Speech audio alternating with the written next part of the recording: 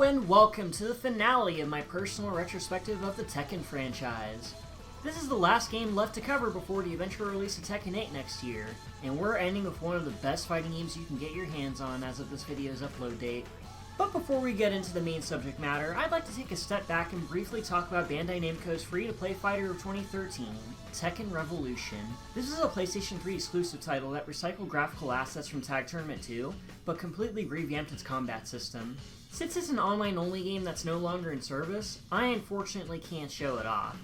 But it was a neat experiment that the ideas introduced here worked and can base their next big project on its bones. Cut to EVO 2014, where Katsuhiro Harada shows a cinematic trailer of Tekken 7 after it was leaked on the internet days before. The trailer was pretty awesome, showing Kazuya and Heihachi Mishima fighting each other in a volcanic landscape. And more interestingly, teases a new character that may have been the instigator of their feud in the first place. It got me excited, and I had a feeling this new game would be on the new PlayStation 4 and Xbox One. I was half correct, as it was confirmed to launch on these new consoles and Steam, but only after the Japan-only arcade release in 2015.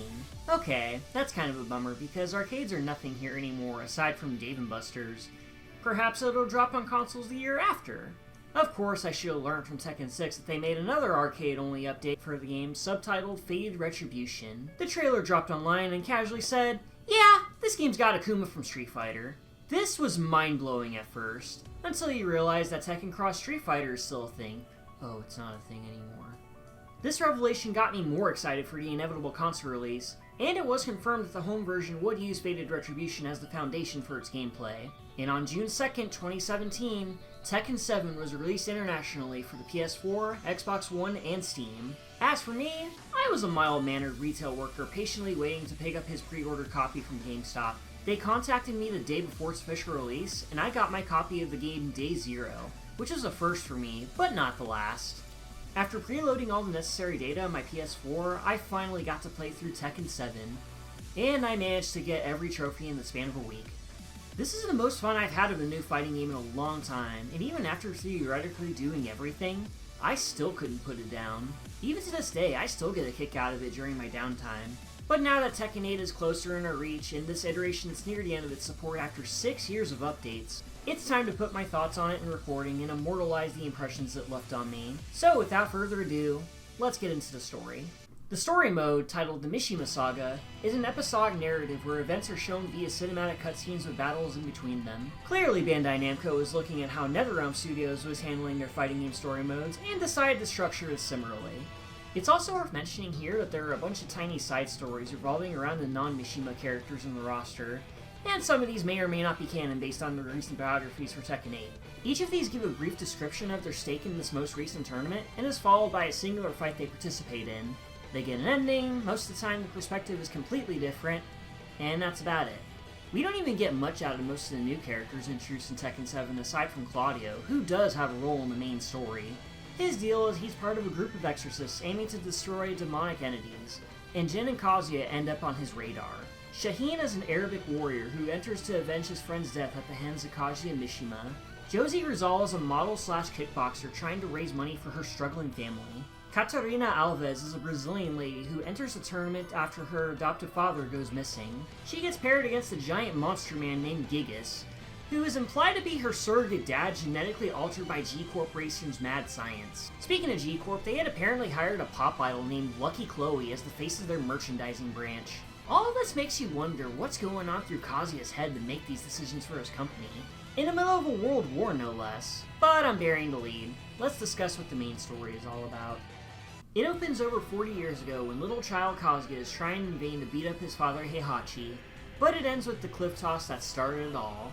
Cut to the present day, and the war started by Jin Kazama still ravages the world. To recap real quick, he did all this to wake up a death deity and destroy it, and he ended up going missing in the desert as a result.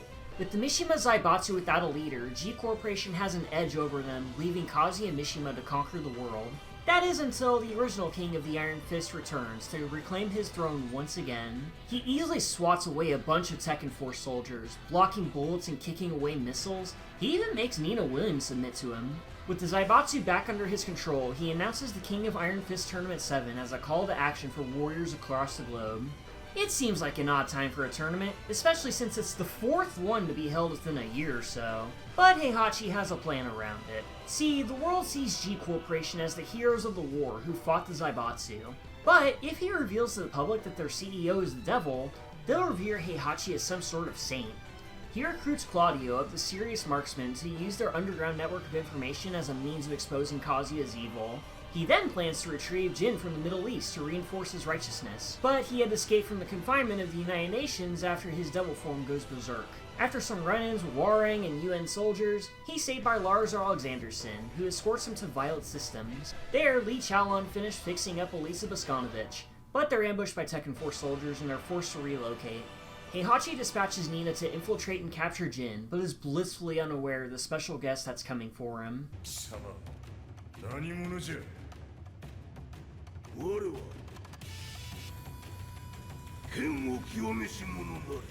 Okay, why is Akuma here? For those of you who aren't aware, Akuma, known as Goki in Japan, is one of the big bads of Capcom's Street Fighter series. Sure, he was marketed as the big guest character for Fate of Retribution in the console release, but guest characters aren't normally involved in the main plot. And it just so happens he's vital to the story, because he's appeared to kill Heihachi and Kazuya as a favor to the late Kazumi Mishima.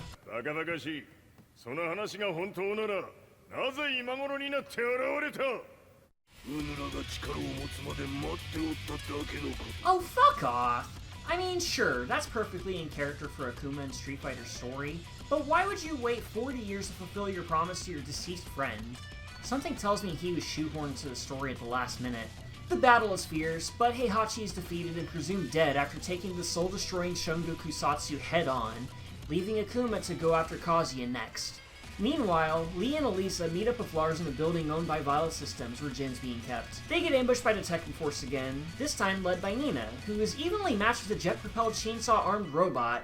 This woman is a menace. But Lee gets the drop on them, escaping a Jin in tow, and exploding the building with the Zaibatsu goons still in it. But don't worry, Nina survives and ditches the Zaibatsu just to raid a wedding later on. But the Zaibatsu isn't exactly done yet, as Heihachi isn't dead at all. He just sleeps off a raging demon assault and goes back to scheming like nothing happened. Out of all the times Heihachi was supposed to be killed off, this takes the cake in stretches of unbelievable. Anyway, losing to Akuma and failing to capture Jin are two major L's back to back, but he takes advantage of his supposed death and calls off the tournament. The new plan is to snap photos and shoot video feeds of Kazuya turn into his double form while he fights Akuma. After getting what they need, Heihachi summons Satellite Cannon in attack mode and fires up the Millennium Tower.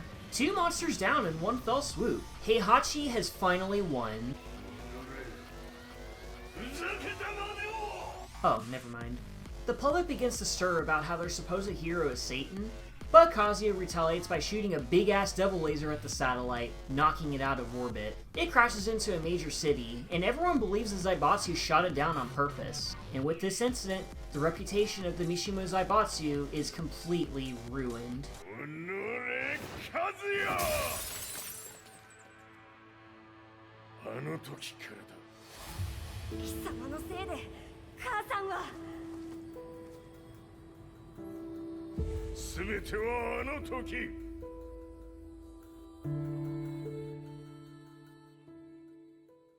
I forgot to mention that the entire story is told from the point of view of a nameless journalist whose family and hometown were destroyed by the war. He aims to uncover how it started, as well as digging up as many dirty secrets of the Mishima family he could find to bring himself peace of mind. He intends to report his findings to the Zaibatsu after their reputation is tarnished, and Heihachi agrees to an interview. He then proceeds to tell the real story of his family's unfortunate circumstances. Over 40 years ago, Heihachi formed a kinship with a girl named Kazumi Hachijo, and they were inseparable. They eventually married and had a son, but their lives were forever changed when Kazumi started showing signs of a split personality.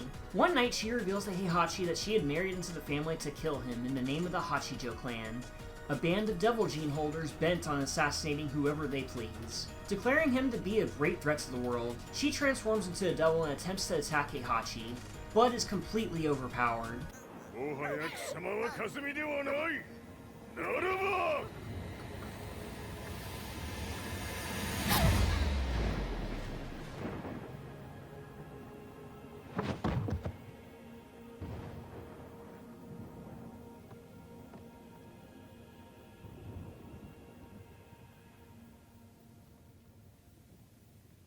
Well, that explains the dead wife thing, but what about Kazuya? Well, we get another retcon here. Heihachi didn't throw his son off a cliff to see if he was worthy of succeeding him, he did it to see if he had the devil gene. It gets even more fucked up when you wonder if he didn't, and Heihachi pretty much gambled with the life of his own child. Also, raising your kid you know is a demon spawn and is out to kill you wasn't exactly a great move either, so maybe he had a soft spot for Kazuya after all. Anyway, he entrusts the journalist with his story to be told to the world and judge him accordingly. He then challenges Kazuya to a final all-or-nothing battle to settle the score once and for all.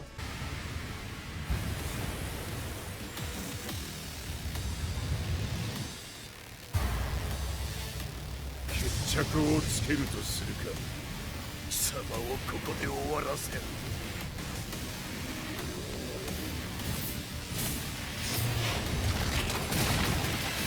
And it is awesome. The erupting backdrop, the choreography, the theme Hey Hey Shadow playing in the background. My summary can't do this chapter justice. It's got multiple phases, Kazuya transforms into an ascended devil form with eyeballs everywhere, Heihachi goes Ultra Instinct, I think, and they beat the ever-loving piss out of each other.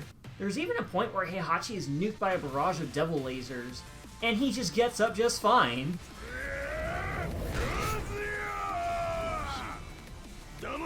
Kazuya gets punched back into his human form, and the two resort to an old-fashioned slugfest with Heihachi refusing to go down. Kazuya can't help but feel like the helpless child he was over 40 years ago, and thinking of the horrible things his father has done to him fuels one last punch to end their feud.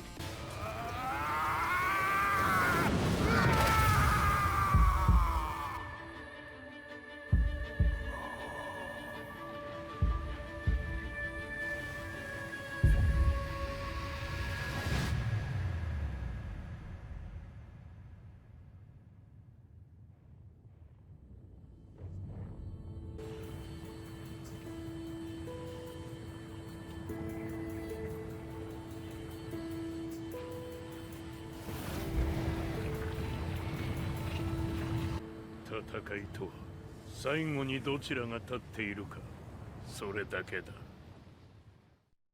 Heihachi Mishima is dead. Like, yeah, for real this time. And the story ends in another cliffhanger. Kazuya and G-Corp are still hell-bent on continuing the war and spreading pain and misery along the way. With Heihachi finally gone, Lars and company entrust the future of mankind in one man. 世界にこの戦乱を引き起こしたのは貴様であるならば、これを治めるのもまた貴様の宿命。あとはお前しかいないんだ。ああ、俺がやらねばな。デビルで力を持つ者として。カズヤは俺が殺す。 And that's the story of Tekken 7, ladies and gentlemen. There's also a bonus scene where Akuma fights Kazuya in the volcanic crater, but who knows if that actually happened. It's funny, the Mishima saga is shorter than the scenario campaign from Tekken 6, but I feel like there's much more going on here. For one thing, it's a more streamlined form of storytelling, as opposed to spreading cutscenes between big beat-em-up levels, so the pacing is automatically better. In terms of what we get, I think it does a fine job of what it aims to do. I never would have thought Heihachi would be the focus since he's been the top bad guy of the series up until now, but that's just how fluid Tekken's morality can be at points. The story is basically his swan song, a send-off to his character as well as his rivalry with Kazuya that's gone on for over 20 years worth of material. His justifications as to why he did what he did could easily be chalked up as contradictory for the sake of making you sentimental for him when he eventually falls, but that's what being human is all about. Making mistakes and owning up to them the only way you know how. With all that said, I can see no other character besides Heihachi carry the story forward like he does. He makes things happen in flashy ways, which is always fun to watch. For me, and possibly a lot of others, Heihachi and even Kazuya are the best parts of the story. Akuma though, I feel like he could have been omitted and not a lot would change. Sure, Heihachi canceling the tournament and nuking the Millennium Tower were consequences of Akuma being there, but I can't help but feel it was originally planned without him in mind. Sure, he makes Kazuya second guess his mother's intentions before she died, but that isn't explored outside a couple lines of dialogue. He's a walking Deus Ex Machina who's both important to the Mishima heritage and of little consequence after this game since he's a guest character. Kazumi, though, is a tougher nut to crack. We learn here she and the Hachijo clan are devil gene holders, as well as the source of Kazuya's devilish blood. And honestly, I can't help but wonder if she really was a villain at all. She specifically targeted Heihachi for fear that he'll eventually ruin the world, and it turned out she was right. Maybe the Hachijos are truly righteous for punishing evildoers, or maybe they're incredibly twisted and evil themselves. It's ambiguous on purpose, but it does make me wonder sometimes. Maybe Tekken 8 will go into further detail on this, who knows. Bottom line, this is a good story for Tekken, and a great send-off for one of its most substantial characters. It's also a good story mode for fighting game standards, as the battles that you do play are fun and exciting. The Tekken 5 flashback sequence, the raid on Violet systems, the final battle on the volcano, they know how to weave the cutscenes into the battles well. These fights do get hard even in the lower settings, so don't expect an entirely comfortable playthrough if you want to just go through the story alone. The extra battle against Akuma can kiss my ass though. He's basically a superpowered version of himself with high attack power, endless teleports, regenerating health, fireballs that always keep you away, and his raging demon instantly kills you on hit. Again, probably not canon, and the winner is left ambiguous, which is pointless because Tekken 8 confirms Kazuya is still kicking. It's a fun story mode for the first time, but I don't see myself replaying it in all honesty. Well, we're nearly 3,000 words in, and we still have got the gameplay to talk about. Combat is back to one-on-one affairs with no attack mechanics. You punch and kick with 4 buttons, sidestep, block, jump and crouch to avoid attacks, and knock out the other guy before they do the same to you. But the new combo system and rage mechanics give the gameplay a new level of complexity. The bounce system from Tekken 6 and Tag 2 is gone, and moves that cause the bounce state no longer do so. The bounce state is still here, but you can't do follow-up combos afterwards. In its place, we have the screw combos, introduced in Tekken Revolution, where landing specific attacks on an enemy in the air makes them spin for a second, leaving them open for a follow-up attack. Visually, it's a lot more obvious that you can do this than with the bounce system, so I appreciate that change on a visual level. Finding the right move to initiate the screw state is simple. It's usually a spinning move, or it's marked with this loopy symbol on the moves list. And executing follow-up attacks with this new system is always satisfying no matter who you play as. Even with characters I'm not particularly good with, the screw mechanic allows me to pull off some cool looking combos because of how simple and approachable it is. A new mechanic that was introduced for Tekken 7 is in the Power Crush. Specific moves now have armor frames that soak up damage but deliver a hard-hitting mid or high attack.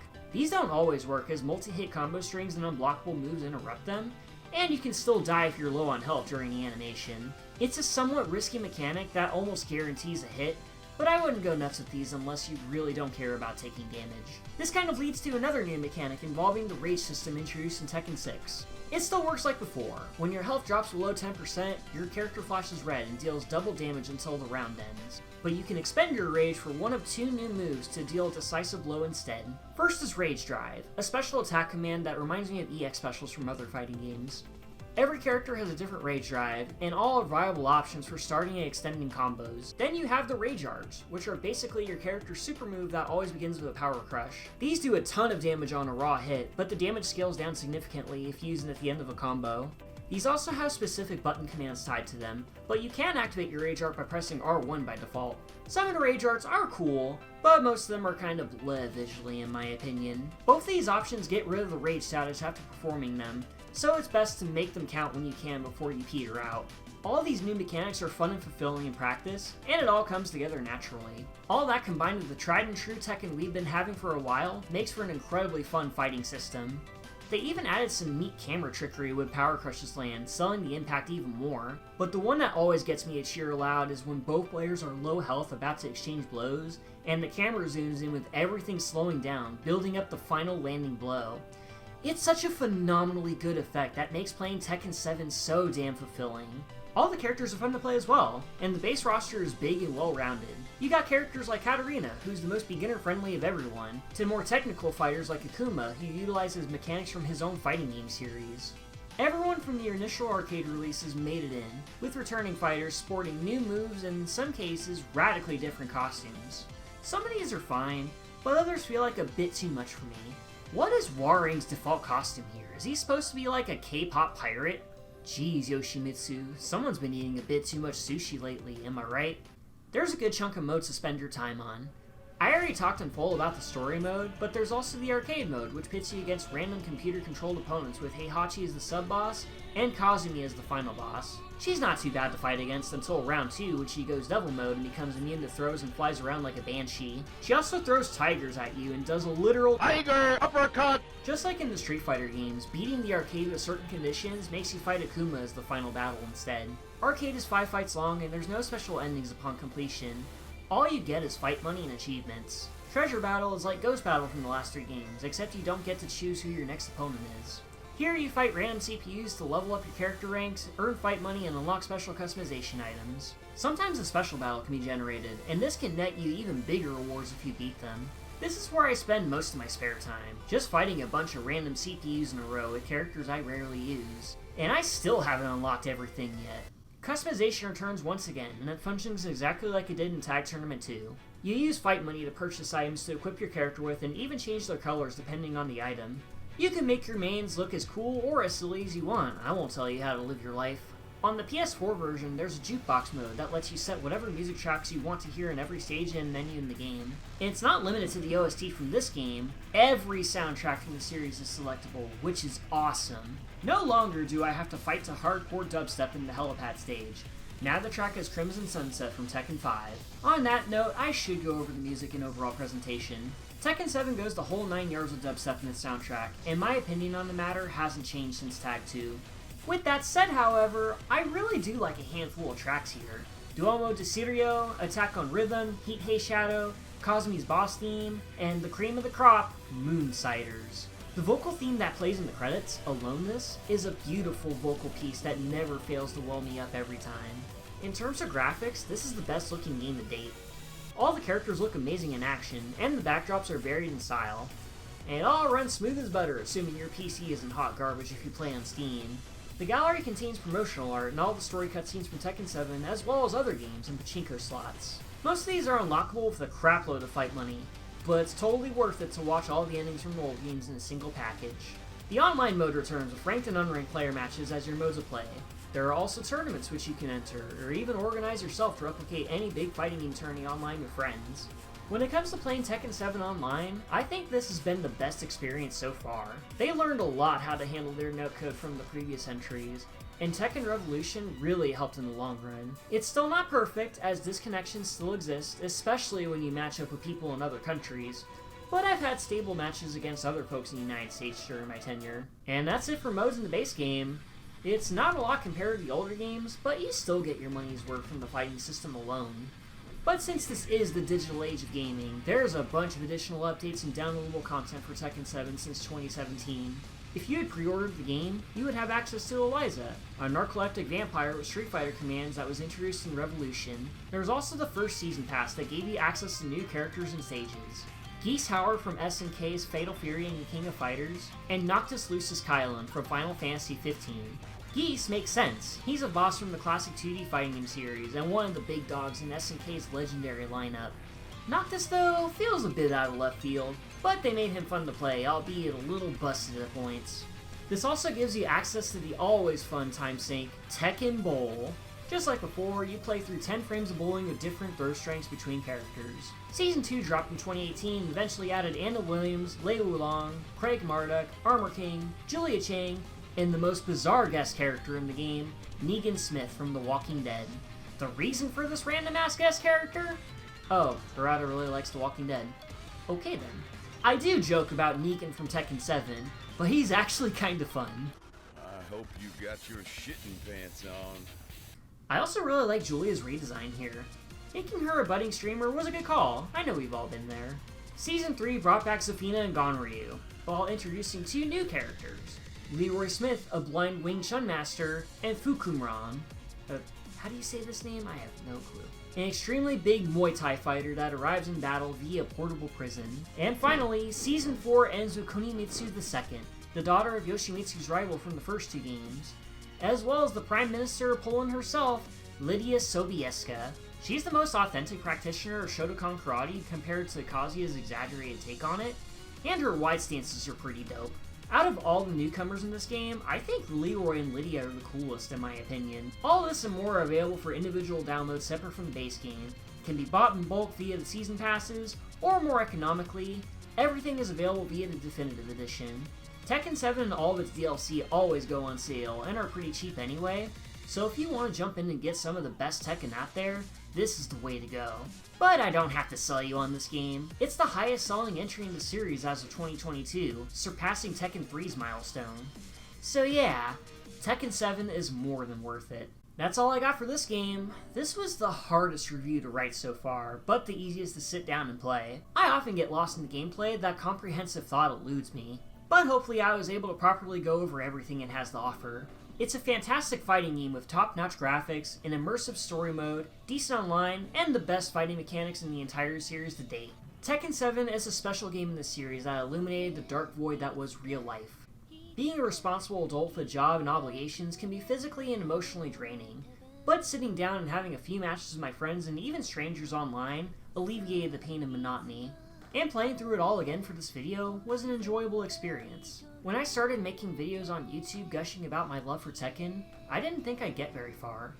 But with my recent resurgence on producing content after 2 years of self-doubt and depression, I noticed more people took notice of what I was doing.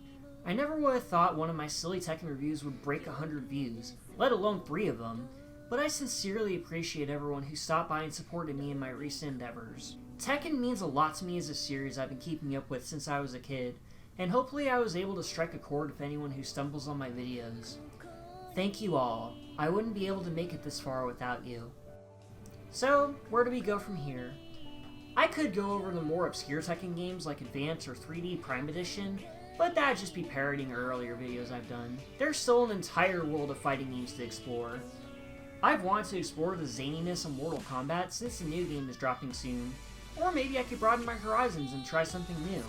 I'm definitely doing something when Tekken 8 launches in January. Maybe stream, maybe review after the embargo lifts, who knows. All I know is, I'm tired. This was the biggest project I've done so far, and I'm gonna wind down for a bit. As always, thank you all for watching, and have an awesome day.